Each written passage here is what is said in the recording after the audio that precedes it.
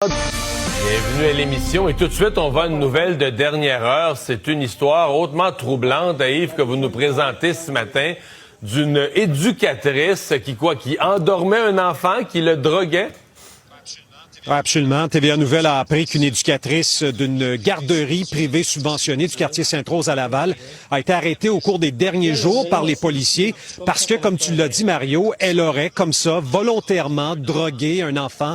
On parle d'un petit gars là, de 5 ans, autiste, peu verbal. Dans la garderie même, elle lui donnait de l'eau, mais elle mélangeait à l'eau probablement des médicaments, des calmants pour le forcer à la sieste, pour l'endormir, parce que le petit garçon, durant la période des siestes, chantait. Est-ce que ça dérangeait l'éducatrice? Probablement, parce qu'elle aurait elle-même donc conçu son propre cocktail de médicaments. Elle le faisait donc à l'insu, évidemment, des autres membres du personnel. Elle égrenait les médicaments dans l'eau. Ouais. Je vous arrête là-dessus. Donc, il n'y avait pas de... Parce que des médicaments pour un enfant, selon son poids, s'il est petit. Donc, elle n'avait pas aucune indication médicale. Elle fabriquait à l'œil comme ça, d'instinct, son propre cocktail, là. Excessivement dangereux, Mario, ce que tu rapportes. Et c'est ce que la mère de l'enfant me dit. Elle faisait son propre cocktail de médicaments. Elle mélangeait ça à l'eau et elle gardait, cette éducatrice-là, jalousement, la bouteille d'eau du petit garçon avec elle pour éviter justement des soupçons.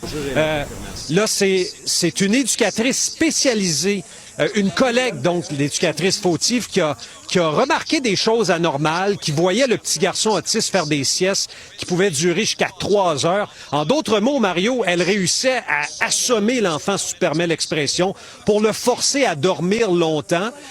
Et c'est une éducatrice spécialisée qui s'est rendue compte de l'affaire. Elle a réussi à saisir la bouteille d'eau. On a fait analyser l'eau.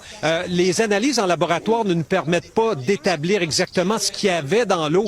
Mais chose certaine, au cours des derniers jours, l'éducatrice fautive aurait fait des aveux auprès des enquêteurs. Et tu vas entendre la suite avec la mère de la jeune victime alléguée. Ce qu'on a su, c'est que c'est elle là, qui aurait avoué aux policiers le 21 août dernier que c'était ce qu'elle prenait là, pour se calmer sa nervosité, calmer ses nerfs à elle en tant qu'adulte. Elle a pris l'initiative de le donner à mon garçon pour pouvoir avoir le temps de pause parce que mon fils est connu pour être un enfant qui ne dort pas. En fait, j'ai un petit garçon autiste qui avait 4 ans au moment des faits. Ce qu'on a su là, avec les policiers, c'est que c'était dans sa bouteille d'eau. Il y avait une substance poudreuse blanche, donc c'est elle qui égrenait ce qu'elle voulait lui donner, en fait, la substance, pour le mélanger à sa bouteille d'eau qu'elle gardait très près d'elle là, toute la journée pour s'assurer qu'elle lui donne au moment qu'elle le veut et qu'il ait assez soif pour boire la quantité désirée. Quand j'allais le chercher, il était déjà réveillé parce qu'elle savait vers quelle heure j'arrivais. Mais c'est ce qu'on m'a dit, c'est que même quand les enfants mangeaient leur dîner, là, ils voulaient déjà aller se coucher puis ils dormaient